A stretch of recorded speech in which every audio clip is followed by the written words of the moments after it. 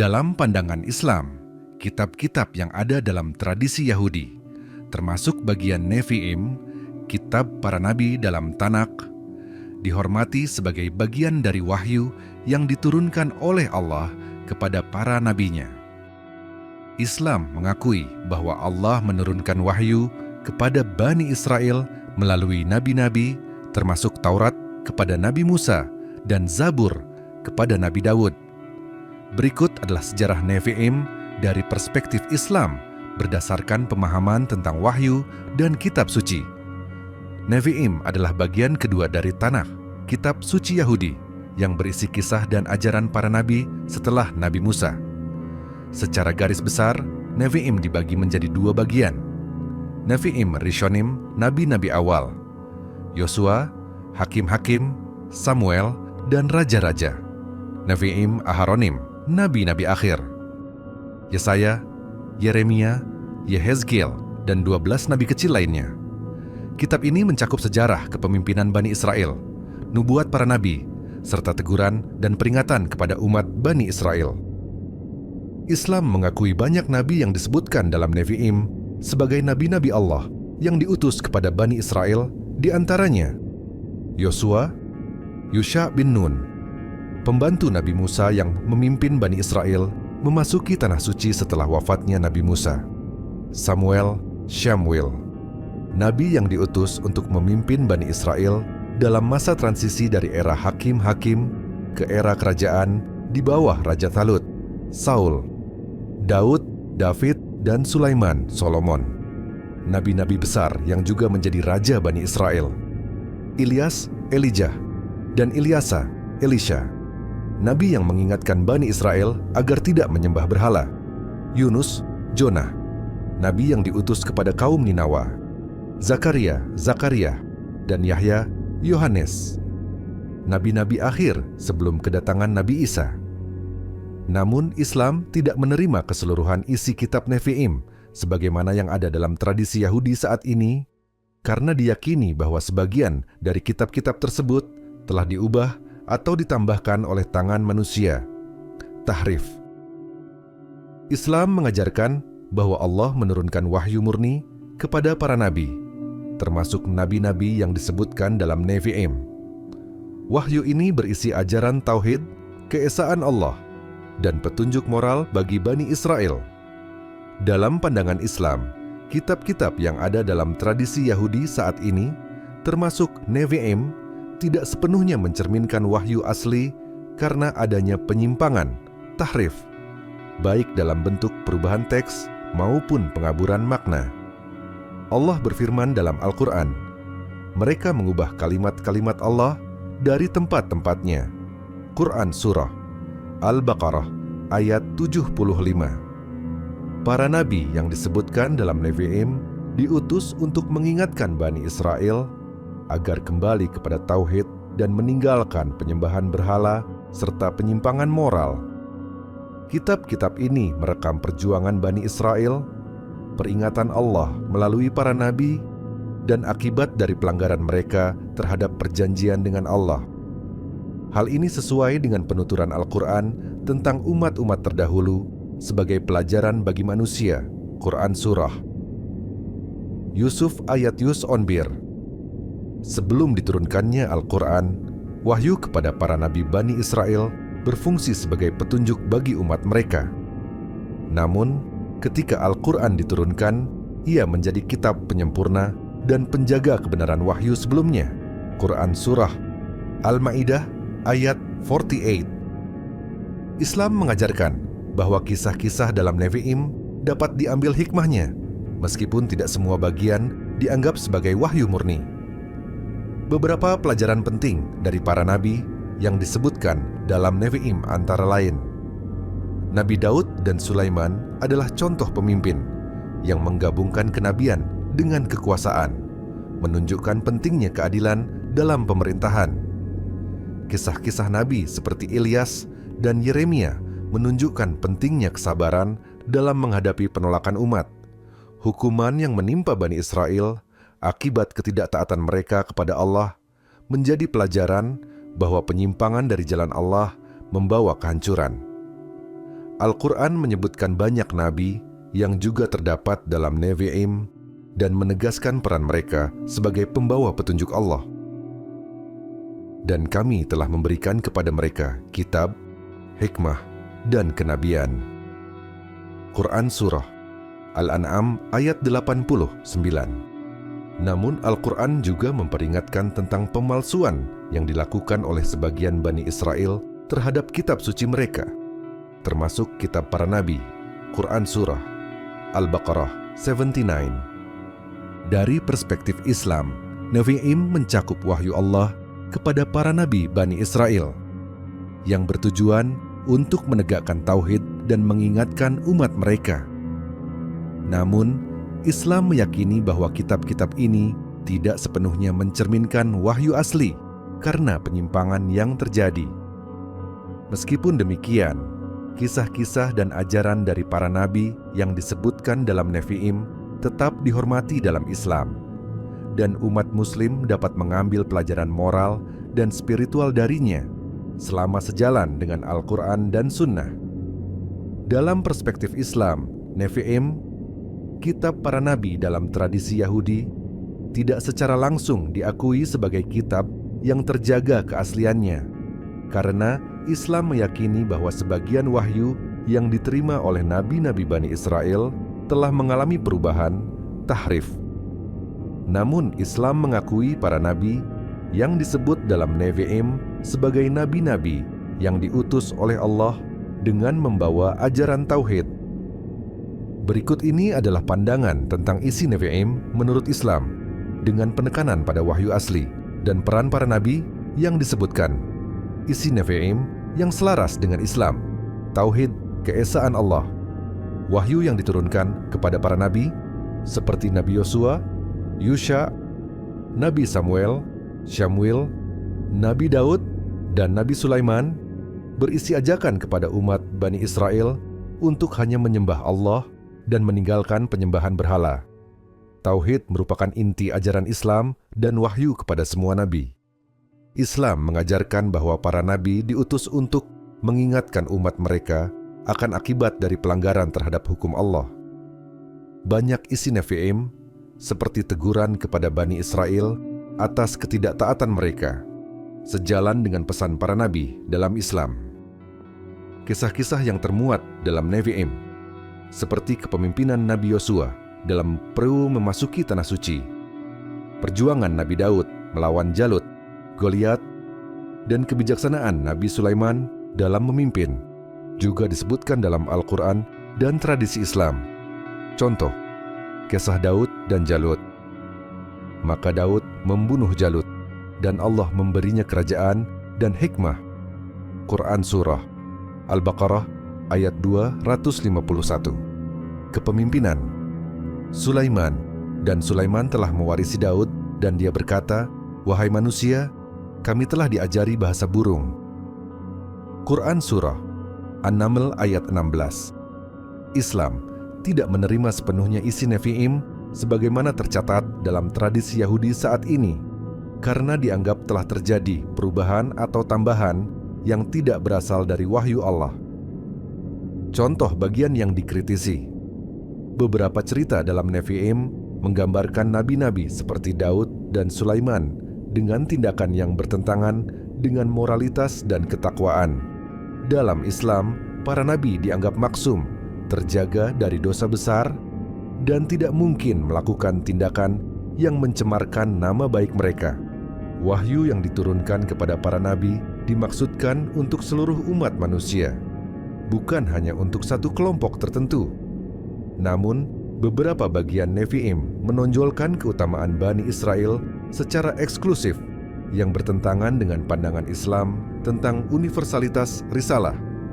Yosua, Yusha bin Nun, pemimpin Bani Israel setelah Nabi Musa, yang membawa mereka memasuki Tanah Suci.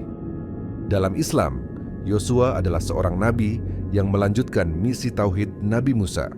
Syamwil, nabi yang memimpin Bani Israel selama masa transisi menuju kerajaan, dan yang mengangkat Talut, Saul, sebagai raja.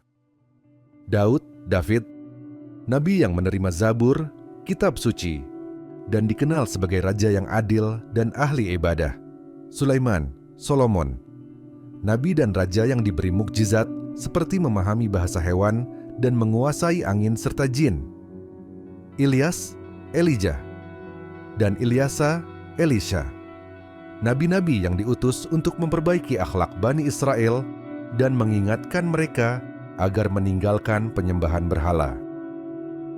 Yunus, Jonah, nabi yang diutus kepada kaum Ninawa untuk menyampaikan tauhid. Banyak kisah dan ajaran dari Nevi'im yang juga tercermin dalam Al-Quran, tetapi dengan narasi yang menunjukkan keadilan dan keagungan para nabi. Contohnya, kisah nabi-nabi yang menegur umat mereka agar kembali kepada jalan Allah, seperti Nabi Ilyas yang mengingatkan kaumnya untuk tidak menyembah Baal. Quran Surah Ash-Shaffat 123-132. Al-Quran menjelaskan mukjizat Nabi Sulaiman dengan lebih rinci, seperti kemampuannya berbicara dengan semut dan memimpin pasukan besar. Quran Surah An-Naml 18-19. Nabi Daud dipuji karena keberaniannya dalam melawan Jalut serta kemampuan seni dan ibadahnya, seperti nyanyian pujian kepada Allah dalam Zabur.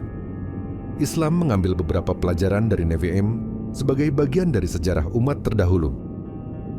Pentingnya kepemimpinan yang bertakwa. Kisah nabi-nabi seperti Yosua dan Samuel menunjukkan pentingnya kepemimpinan yang berdasarkan wahyu, akibat menyimpang dari perjanjian dengan Allah. Teguran kepada Bani Israel dalam Nevi'im mengajarkan umat Islam agar tidak mengulangi kesalahan yang sama. Kesabaran nabi-nabi dalam menghadapi umat yang membangkang. Banyak nabi dalam Nevi'im menjadi teladan dalam kesabaran dan keteguhan iman. Dalam perspektif Islam, isi asli Nevi'im adalah wahyu yang diturunkan Allah kepada para nabi Bani Israel sebagai petunjuk bagi umat mereka. Namun, sebagian besar isi Nevi'im dalam tradisi Yahudi saat ini dianggap telah mengalami perubahan. Kisah-kisah nabi dalam Nevi'im yang sesuai dengan ajaran tauhid diakui oleh Islam dan dipandang sebagai pelajaran bagi umat manusia, sedangkan bagian yang menyimpang dari keesaan Allah atau menggambarkan nabi-nabi secara tidak layak ditolak. Islam menempatkan para nabi yang disebutkan dalam Nevi'im sebagai teladan dalam membawa risalah tauhid dan memperbaiki masyarakat. Dalam perspektif Islam, penyimpangan, tahrif, pada kitab-kitab Yahudi, termasuk Nevi'im, kitab para nabi, dalam tradisi Tanakh, adalah keyakinan bahwa wahyu Allah yang asli telah diubah oleh tangan manusia. Al-Quran dan hadis menyebutkan adanya pengubahan, baik dalam bentuk perubahan teks, penghilangan bagian tertentu, maupun pengaburan makna. Berikut adalah rincian penyimpangan yang diyakini Islam terkait kitab Nevi'im. Islam mengajarkan bahwa sebagian isi kitab-kitab suci yang diturunkan kepada Bani Israel telah diubah. Hal ini ditegaskan dalam Al-Quran. Mereka mengubah kalimat-kalimat Allah dari tempat-tempatnya. Quran Surah Al-Baqarah ayat 75. Dalam konteks Nevi'im, perubahan ini diyakini mencakup penyisipan narasi.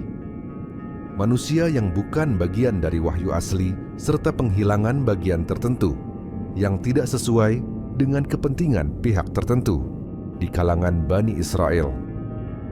Dalam beberapa bagian Nevi'im, para nabi yang dihormati dalam Islam digambarkan dengan perilaku yang tidak sesuai dengan martabat kenabian. Contohnya adalah penggambaran Nabi Daud dan Sulaiman yang menunjukkan kelemahan moral atau tindakan yang tidak pantas. Dalam Islam, para nabi dijaga oleh Allah dari kesalahan besar, ma'syum, sehingga narasi semacam ini dianggap sebagai bentuk penyimpangan. Islam menegaskan bahwa semua wahyu Allah, termasuk yang diberikan kepada nabi-nabi dalam Nevi'im, berisi ajakan kepada tauhid, keesaan Allah. Namun, dalam Nevi'im terdapat penyimpangan fokus dari tauhid menjadi penekanan berlebihan pada hubungan etnosentris Bani Israel dengan Tuhan, yang seolah-olah mengistimewakan mereka sebagai umat pilihan terlepas dari perbuatan mereka. Al-Quran menyebutkan bahwa sebagian Bani Israel seringkali tergoda untuk menyembah berhala. Quran Surah Al-Baqarah 51. Dalam beberapa bagian Nevi'im, tradisi penyembahan berhala disebut secara ambigu, sehingga tidak memberikan penekanan yang cukup pada pengingkarannya sebagai penyimpangan berat dari tauhid. Dalam beberapa bagian Nevi'im, ditemukan cerita-cerita yang dalam pandangan Islam lebih menyerupai mitos daripada wahyu ilahi. Misalnya, penggambaran mukjizat Nabi yang terlalu dilebih-lebihkan, atau elemen yang tidak sesuai dengan prinsip kenabian dalam Islam. Islam memandang ini sebagai tambahan yang dibuat oleh manusia untuk tujuan tertentu, seperti memperkuat klaim politik atau agama. Beberapa narasi dalam Nevi'im menggambarkan para nabi dengan perilaku yang dianggap tidak bermoral, seperti kelemahan dalam menghadapi dosa atau tindakan yang tidak pantas. Dalam Islam, para nabi dijadikan teladan sempurna dalam moral dan etika, sehingga penggambaran seperti itu dianggap sebagai bentuk penyimpangan. Nabi Daud digambarkan melakukan dosa besar dalam kisah Batsheba, yang dalam Islam tidak mungkin dilakukan oleh seorang nabi. Nabi Sulaiman digambarkan menyimpang karena wanita dan penyembahan berhala, yang bertentangan dengan pandangan Islam bahwa beliau adalah hamba Allah yang setia. Dalam beberapa bagian Nevi'im, wahyu yang diturunkan kepada para nabi digunakan untuk membenarkan tindakan politik tertentu, seperti perang atau klaim atas tanah. Islam memandang wahyu sebagai petunjuk universal yang tidak semata-mata ditujukan untuk kepentingan kelompok tertentu. Nevi'im seringkali menekankan keistimewaan Bani Israel sebagai umat pilihan yang memiliki hak atas tanah tertentu, meskipun mereka telah menyimpang dari ajaran Allah. Dalam Islam, tidak ada umat atau kelompok yang memiliki hak eksklusif tanpa ketaatan kepada Allah. Allah menegaskan dalam Al-Quran, sesungguhnya Allah tidak menyukai orang-orang yang zalim. Quran Surah Ali Imran ayat 57. Dalam Islam, diyakini bahwa kitab-kitab suci sebelumnya, termasuk Nevi'im, mengandung nubuat tentang kedatangan Nabi Muhammad SAW sebagai nabi terakhir. Namun, nubuat ini diduga telah disembunyikan atau diubah oleh sebagian Bani Israel untuk menolak pengakuan kenabian Muhammad. Al-Quran menyebutkan, orang-orang yang telah kami beri kitab mengenalnya, Muhammad, seperti mereka mengenal anak-anak mereka sendiri. Tetapi, sebagian mereka menyembunyikan kebenaran, padahal mereka mengetahui. Quran Surah Al-Baqarah ayat 146. Dalam Nevi'im, terdapat kecenderungan lebih besar pada ritual dan hukum, dibandingkan ajaran spiritual yang menekankan hubungan langsung dengan Allah.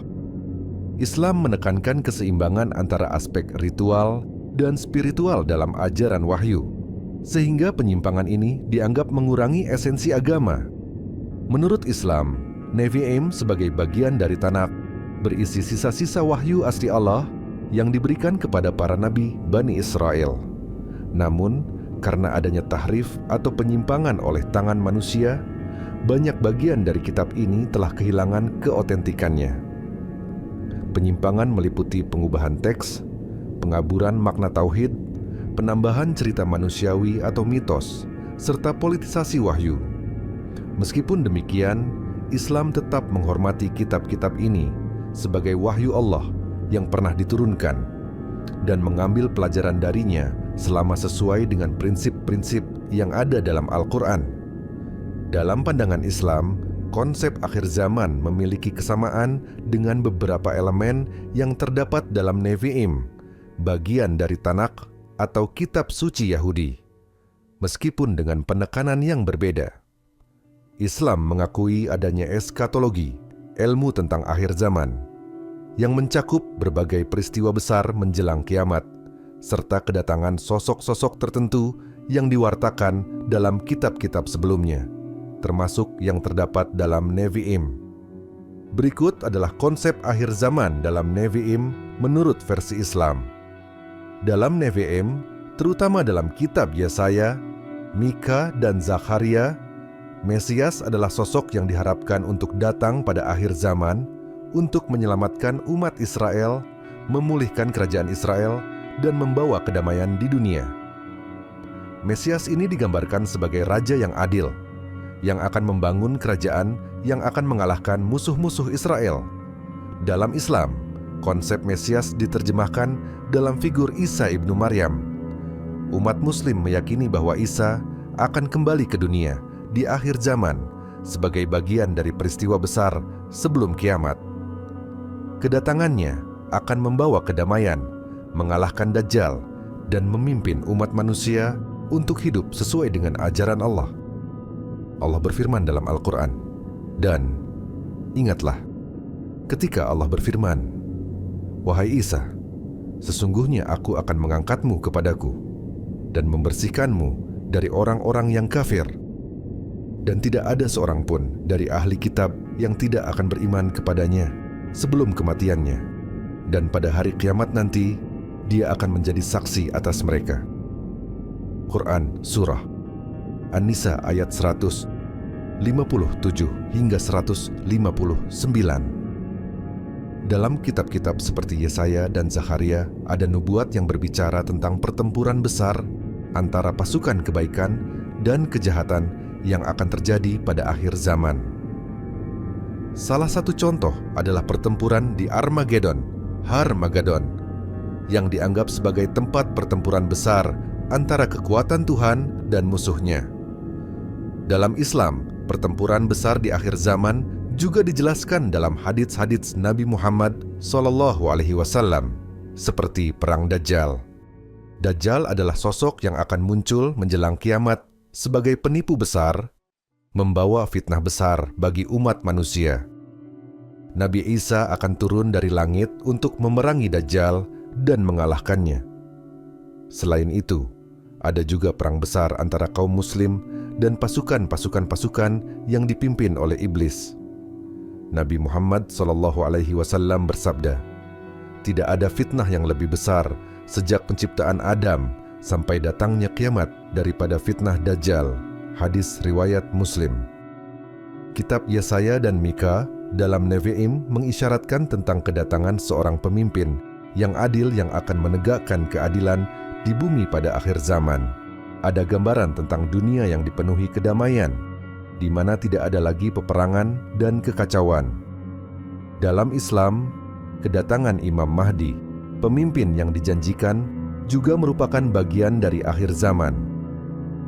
Imam Mahdi adalah sosok yang akan memimpin umat Muslim sebelum kedatangan Isa dan memerangi kezaliman serta mengembalikan keadilan di bumi.